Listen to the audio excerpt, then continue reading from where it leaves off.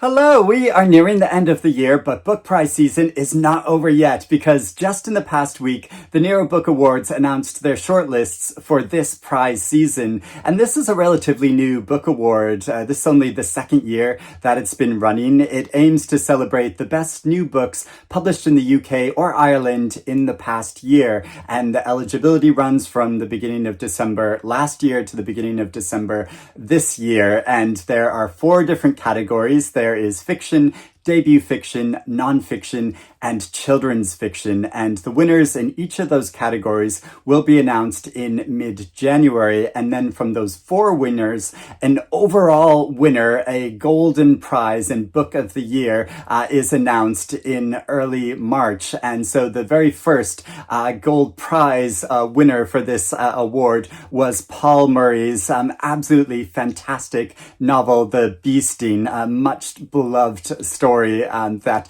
I know has had so many readers talking. And so I'm going to go through the books listed in each category for this year's prize and give descriptions of all the books. A lot of them I've not heard of before and haven't been being talked about much. So it's so great that they're highlighting a lot of books that I think haven't got much attention otherwise. I would love to hear if you've read any of these books and if you're rooting for any of them to win, or if you're interested in reading any of them now, because there are quite a few of these that I want to get to. And also to say, this video is very kindly sponsored by Serious Readers, who create excellent indoor reading lights, and I'll talk more about them in a few minutes' time. First, I'll discuss the 4 novels in the fiction category, and a book that I've been so eager to get to is Donal Ryan's new novel, Heart Be at Peace, which is set in a small Irish community, and it presents the voices of 21 different characters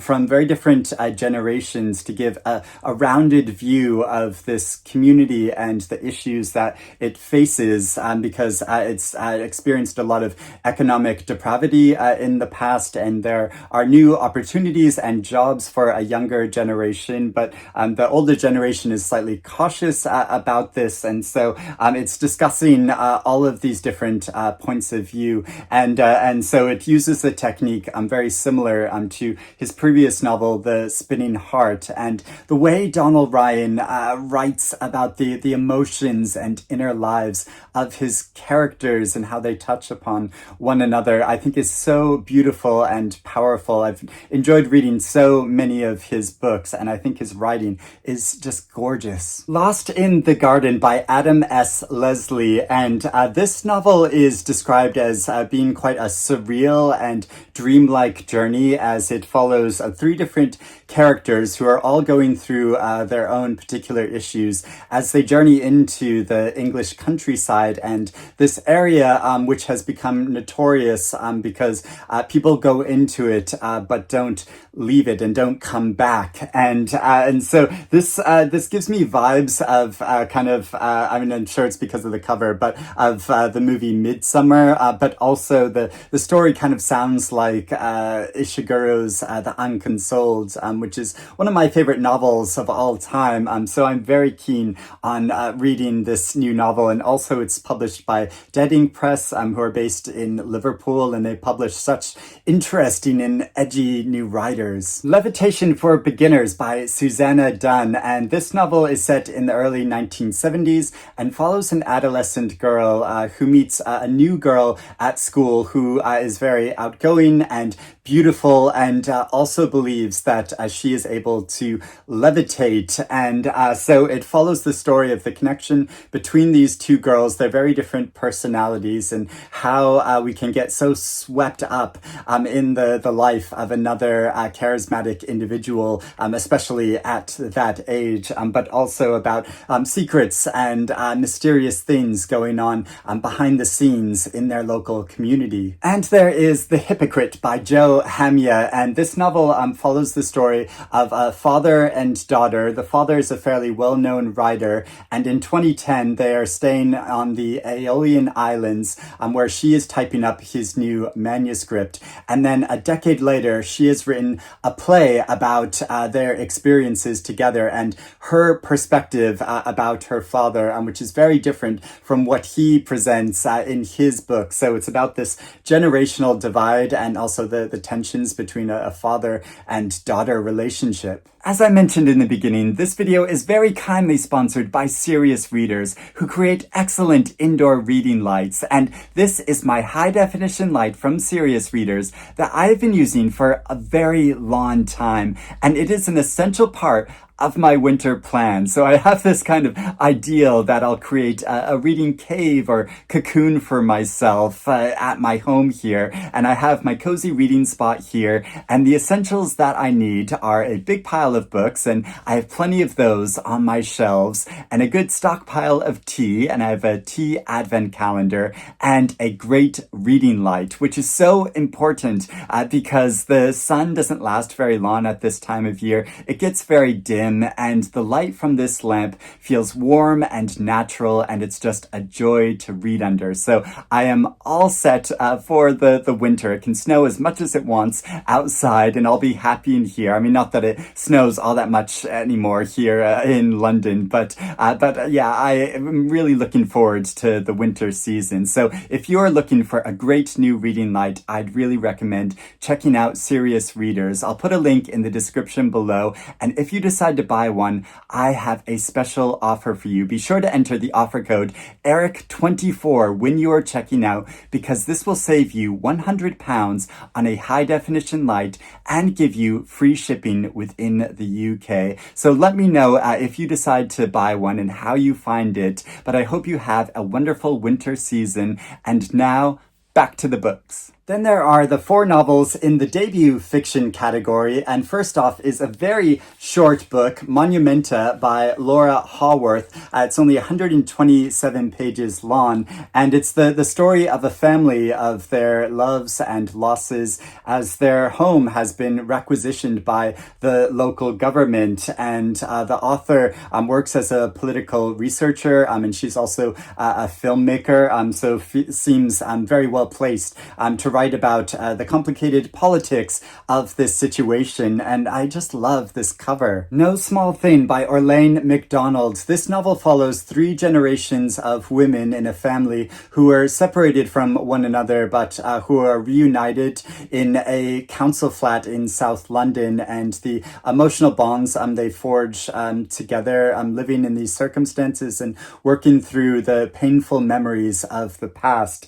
And the author Priscilla Morris says of this book, it's taught with emotion, poetry, and insight. Glorious Exploits by Ferdia, Lennon, and this novel follows 2 potters in 412 BC in Sicily as they attempt to stage a production of Medea using Greek soldiers. And so many people have been discussing this book. It's been nominated for multiple awards. It won the Waterstones debut book of the year, and I've heard such great things about it. So this is a book I'm hoping to read very soon. And there is Wild Houses by Colin Barrett, and I loved reading this story, which is both thrilling and very emotional and emotionally complex in how he presents his characters. And so it begins with a very dramatic occurrence in a small town in Ireland of a teenage boy that's kidnapped by a couple of local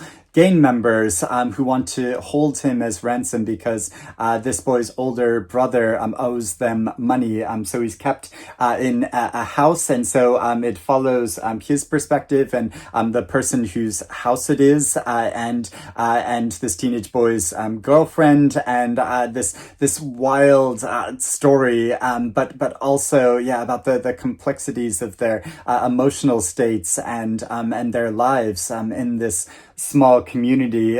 Colin Barrett is such a great writer. Next, there are the 4 books shortlisted in the non-fiction category, beginning with An African History of Africa by journalist Zeinab Badawi. Now, there are many histories of African nations and Africa itself, which come from a Western perspective. And so this book seeks to be a corrective to that, where the author traveled to over 30 African countries to interview historians and archaeologists and anthropologists and local storytellers to tell both the ancient history and modern history of this continent and its many different nations. Pixel Flesh by Ellen Atlanta, which examines beauty culture online from apps to social media and how the prevalence of this has really changed our self-image, especially for women and especially for young women, and created a lot of pressure to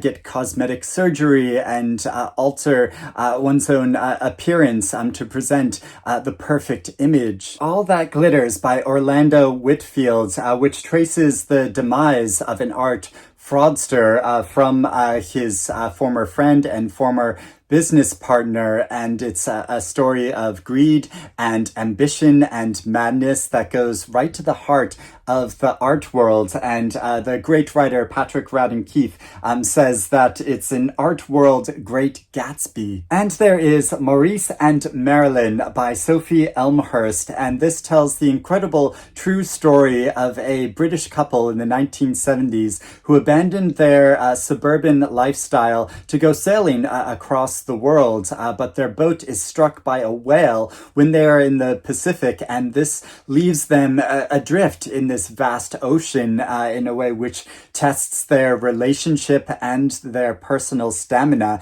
And I love a good seafaring adventure tale, and this sounds really fascinating. Also, now that the Women's Prize have a nonfiction category, I have to wonder about which of these books we might be seeing talked about again in the next few months. And finally, there are the 4 books in the children's fiction category, and this is really great timing because I have a number of friends with children who I think would really enjoy these books. So first off, there is Bird Boy by Catherine Bruton, and this is the story of an adolescent boy who's grieving after losing his mother, and he forges a very strong connection with a bird. So it sounds like a very moving story. Chronicles of a Lizard Nobody by Patrick Ness, and this story follows a group of misfit animal students at a school who have to face up to the school bully who's a wannabe supervillain. And I'm sure you know Patrick Ness from his incredibly powerful book,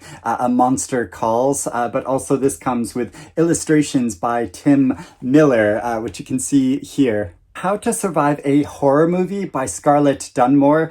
This story follows a student named Charlie who's a horror enthusiast, but then she is confronted with the ghosts of former students who demand that she solve their murders. And finally, there is The 12 by Liz Hyder, and this story follows a girl named Kit who goes on holiday with her mother and sister, but her sister suddenly disappears and nobody else seems to remember her sister. So she goes on this journey which engages with a lot of local folklore to uncover the mystery of what happened to her. And this comes with illustrations by Tom de Freston, and I just love the inside cover of this book. So those are all of the books on the shortlists. Lots of reading to get to over the winter period. I think I'm going to start with Donal Ryan's book, but I want to get to a lot of these other books. So let me know in the comments if you're interested in following along with me and